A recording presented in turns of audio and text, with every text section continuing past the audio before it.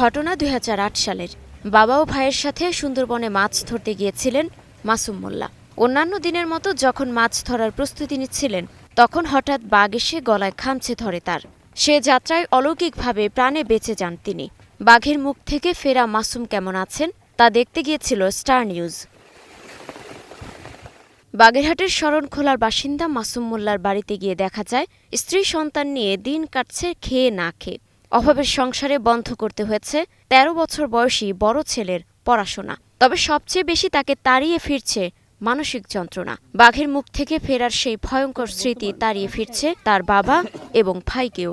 মানে আমি যখন ওটা দিচ্ছি আমারও মানে থাবা দেওয়া দিয়েছে আজ দিয়ে, মানে আমার বড় তো ঠাসিয়ে ধরা, আমারও দেওয়া দিয়েছে। এই কেলে মানে আমার মাথা একটা কাজ করছে যে হ্যাঁ ওই দাওটা যদি আমি আনতারি তাতে দাও দিয়ে একটা আহুনি মাহুনি দিলে মানে সরবে। এই হ্যাঁ ওই দাও দিয়া মানে আমি ওই কোপ দিছি কি মানে আমি এগুলো আহ্বাইছি। আহ্বানের পরে মানে ও দেখলাম কি আত্মাও মানে বাঘে তো আত্মা একখানে মানে লাভ দেয়। এই মানে আমি লাভ দিয়া কোন দিকে সেটা বলতে পারবো না, কিন্তু এর পর আমার বড় ভাইরা আমরা ধরছি পর দেই যে এইটা এই গালডারে সিট এই তৈরি কুড়াইছে, এই পিছনে নখান দাইছে, এই কানার ধ্যান দাইছে, এরপরে এই ঘাটটা চাবান দিছে, মানে দাঁত বসাইছে। ওই অবস্থায় লইয়া মানে আমাদের দেশে আইছে। এত ৩ বছর আগে কান্না আসে ওরা এইখান থেকে একটা আসর দিয়েছে, এইখান থেকে এই হ্যাঁ, আর একটা আসর দিয়েছে এই জায়গায়, হ্যাঁ হ্যাঁ, আর একটা পড়ছে এই গেটির গোড়ায়। হ্যাঁ এই ফেলে যখন এই আসর দেখতে পারে এখন ওই যে কষ্ট নামতেছে। অভাব, মানসিক আর শারীরিক যন্ত্রণা মিলিয়ে মাসুম মোল্লার জীবন এখন দুর্বিষহ। আমার যে দেখেন এই যে দাগগুলো এই এর জন্য, তারপর আমার ঘাড়ের উপরে আছে, আমার ঘাড়ের নিচে আছে, এই জন্য খুব আমার সমস্যা শরীরে। বাচ্চাদের লইয়া কোনো রকম মানে কোনো কাজ বাজ ভালো করতে পারি না। বড় বাচ্চারা সে আমার সাথে কাজ করে আর ছোটরা স্কুলে পড়ে।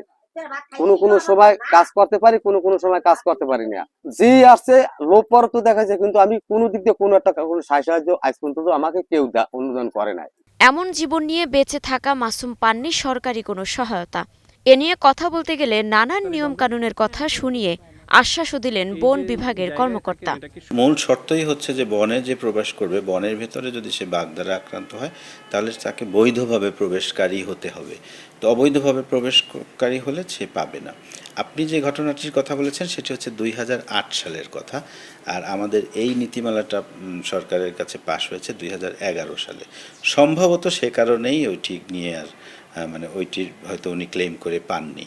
গত ২৫ বছরে সুন্দরবনে বাঘের আক্রমণে মারা গেছেন ৪২৫ জন। এ সময়ে আহত হয়েছেন ৯৫ জন। তবে ক্ষতিপূরণ হিসেবে সহায়তা দেওয়া হচ্ছে ২০১১ সাল থেকে।